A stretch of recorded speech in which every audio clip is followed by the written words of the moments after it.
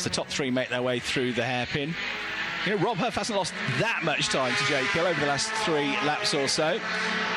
So good pace on the hard tyre for the former World Touring Car Champion. One of our 8 different race winners so far this season. Coming into the complex, a good battle between Andrew Watson and Mikey Doble. Andrew and Mikey were teammates last year at Power Max to the Vauxhall Astra. Mikey stayed with the team. Andrew moved into the Toyota Gazoo Racing Squad. They're the next 2 over the start-finish line, and they're battling for 12th place, about to go into turn 1. And right behind them is Darryl De Leon, but he's got 10 seconds to be added to his time at the end of the race, which means he'll drop out of the top 15. Moffat will move up to 14th, Morgan will move up to 15th, and will get at least 1 championship point. And a reminder, if you're not familiar with touring cars, I know most of you are, but if it's first time, wherever they finish in this race, that's what the grid will be for race 2. So it's got a double jeopardy. You can't really afford to have a terrible first race. All right, we've got 7 laps to go, including the one that we're on. The gap between the top 2 has remained pretty consistent for the last 3 or 4 laps at about 1.1 seconds. Last lap was 1:22.999 for Turkington, 36 thousandths of a second quicker than Ingram. So they're very evenly matched, these two. The gap stayed as it was for a while. Dan Camish and Ash Sutton, the gap between those two is hovered at around about a second as well. The 2 Napa Racing UK teammates, so 3rd and 4th they are. Aaron Taylor-Smith through the hairpin in 5th position. Jake Hill is catching him, but it's only very slightly. 3.5 seconds behind him still. Here's the battle between Watson and Doble. Doble, the Jack Sears Trophy leader. Last year, the Jack Sears Trophy was won by the man he's trying to overtake at the moment, Andrew Watson. Andrew, who won that in his first season, the championship, the Jack Sears Trophy, named after the first ever saloon car champion, 2-time champion in the end, Jack Sears, and it's available to anybody that's never been on the podium before in the touring cars up to the start of the season. So that battle between Watson and Doble and De Leon, although De Leon's got this 10-second penalty, about to make its way into the chicane. All the way over at Barcroft, meanwhile, is the race leader Colin Turkington, and he's beginning to stretch his legs now. 1.2 seconds clear. He's still got 4 laps of hybrid available. Tom Ingram hasn't touched his yet. He's still got 2 available. 3 laps for Camish in 3rd. 3 laps available for Sutton in 4th place. Taylor Smith has got 4 laps available still. You can start to use those up pretty regularly now. There's only 6 laps left in the race, and Jake Hill has saved his 1 available lap up until this point at least. Blue light flashes will know they're using it. Into the complex they come. Not likely to be using it here, but maybe on the exit to the hairpin. But you've got to get up to a certain minimum speed, depending on where you are in the championship, before you can deploy that hybrid. It looks like Sutton is starting to inch up towards the back of Camish, doesn't it, for the final spot on the podium. Yes, he's got the gap down to half a second. So Sutton 4/10 quicker on that lap in the number 1 Ford Focus. That's the battle to focus on now. It's making its way past that huge amount of spectators that we've got on the grandstand and on the banking there through turns 1 and 2. Come through the chicane, and Dan Camish knows he's got his work cut out now if he wants to hang on to this podium position. But he too, of course, is fighting for the championship. He's 4th in the points. His teammate Ash Sutton is 3rd. So they go into Tower Bend now. The gap comes down a bit under braking. Sutton inching up towards him through the first sector. Sutton was a bit quicker again by 1/10 of a second. So he's within half a second now of his teammate. Dan Camish goes flat out through Barcroft and heads down towards Sunny. And you can see in the onboard pictures just how quick it is at the back of the circuit there. If you are near one of the big screens, the cars dance and twitch around. Really is spectacular to watch. Adam Morgan going for a move with Ronan Pearson. The BMW's got the inside line and fends off Pearson, who's already ahead of him at the start of the lap. So they're 16th and 17th on the road, but will be promoted to 15th and 16th once De Leon's penalty is added on. Right, we're heading into the final 4 laps of the race in a moment, and we've got a game on in this battle for 3rd spot. Ash Sutton, who started the season with 7 straight podium finishes, has only had 1 win this season in the reverse grid race at Thruxton. But a terrible weekend at Alton Park. Bodywork damage, a black and orange flag, had to leave the circuit. Then more bodywork damage in race 3 and a puncture. Visit to the pits, just a point for a fastest lap. Only race 1 any good for Ash Sutton with a 2nd place finish. So like Colin Turkington, he had a bad weekend at Alton Park and he wants to make up for it big time today. But I tell you what, Dan Camish was stretching his legs there coming out of the chicane and inched away from him a little bit. Scott Sumpton going well here in the second restart, racing Cooper Leon. He's onto the case of Ronan Pearson, who's struggling a bit this weekend. He's not really sure why he's struggling. Spoke to him this morning, and Ronan said, "Look, I feel like I'm doing everything I can with the car. I don't feel like I'm leaving anything out there. I'm fully committed out the back, but the time is just not there." So a bit of head scratching for him and the team, trying to come to terms with what is a technical circuit to negotiate, because it's flat out in one half of it, really quick, but you've also got these technical twisty sections at the start and the end of the lap as well. Right, here they come, back into view, and Dan Camish, for now, looks like he's soaking up that pressure that's been coming from his teammate Ash Sutton.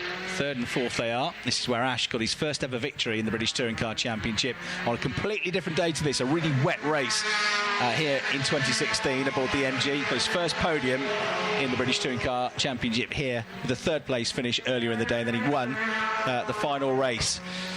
Josh Cook and Tom Chilton come next to interview.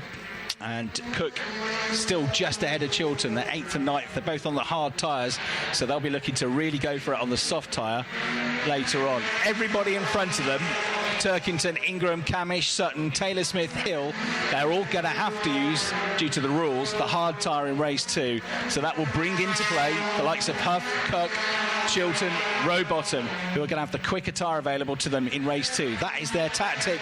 They're just trying to get what they can out of this race, stay in the top 10, have a pretty good grid position, and then they'll be looking to go for it with the quicker tyre available to them for the second race this afternoon.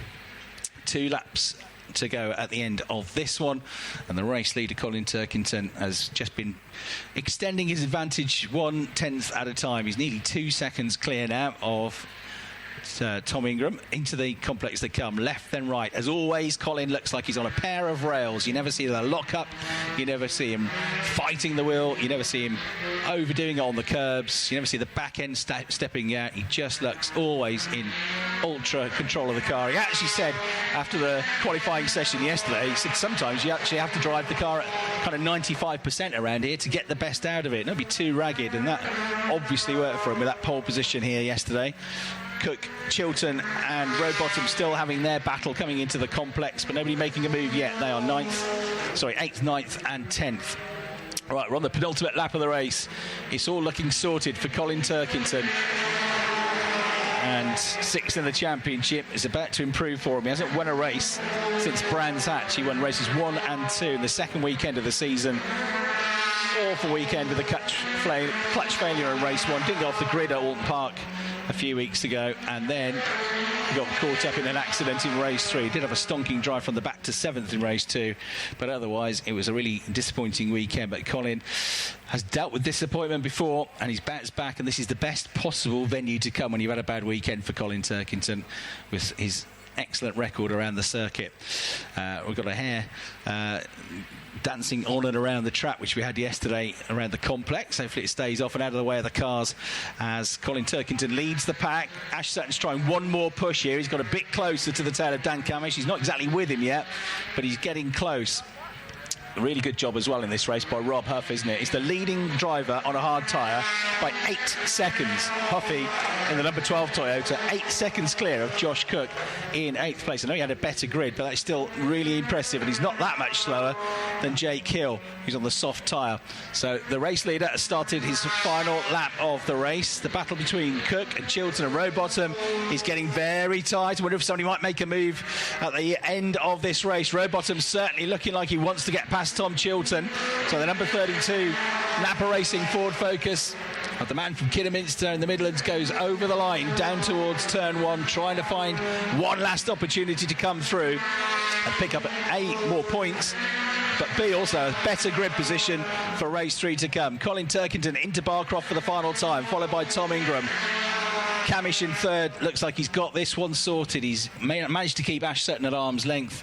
The gap did at one point come down to 0.4 of a second. It's now back over half a second, 0.6 of a second, and there's only really one more overtaking opportunity, and that would be coming into the complex, maybe into the hairpin if you are daring. But I don't think Ash is anywhere near close enough, so it looks like it's going to be Turkington from Ingram from Camish. Although it's got close again between Camish and his teammate, but not quite close enough. Out of the hairpin then he comes. Colin Turkington about to pick up his 15th Croft race victory. There's the checkered flag, and Colin Turkington wins race 1 of the day here at the Quick Fit British Touring Car Championship. Tom Ingram second, Dan Camish third on the podium ahead of Ash Sutton. 4th place and another independence win, and 11th of the season goes to Aaron Taylor-Smith. Great drive in 5th place. Jake Hill from 11th to 6th. Rob Huff, a really good drive. He will be one to watch in race 2 with that soft tyre. Good job. The best of the drivers on the hard tyre in 7th place, and a long way clear of Josh Cook, who crosses the line next ahead of Tom Chilton and Dan Robot, and that gap opened up a bit in the end on the final lap. Andrew Watson and Mikey Doble were joined at the hip all the way through the race, but there was no more overtaking in the second half of that race. Chris Smiley got dumped down the order mid-race. Really disappointing for him, down to 15th place, given the fact that he was so high on the grid in 7th.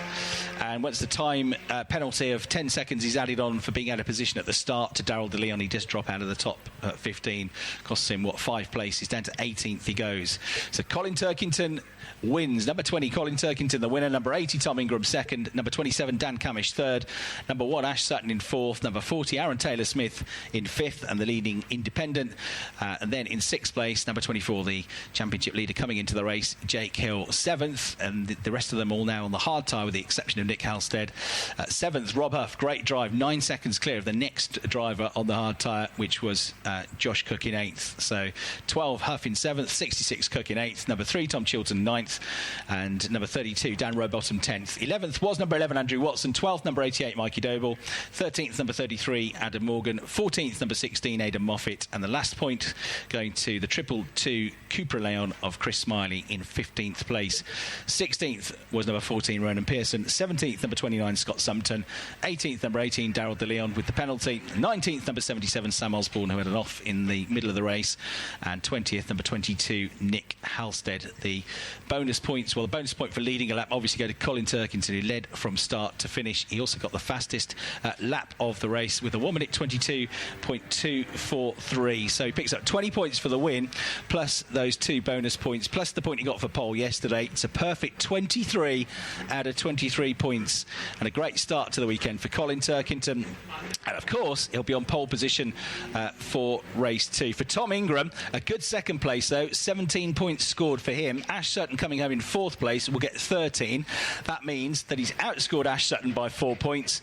Guess how many points he was behind at the start of today? 4 points. So I reckon dead level on points between between Tom Ingram and Ash Sutton for second in the... Sorry, excuse that. Tom Ingram and Ash Sutton will stay second and third in the championship because 207 points plus the 17 for second for Tom Ingram will move him on to 224 points. Ash Sutton will remain in 3rd place. The gap will grow because he's going to get 13 points. He'll move on to exactly 200 points. Jake Hill came home in 6th place. That's 10 points. That's 221.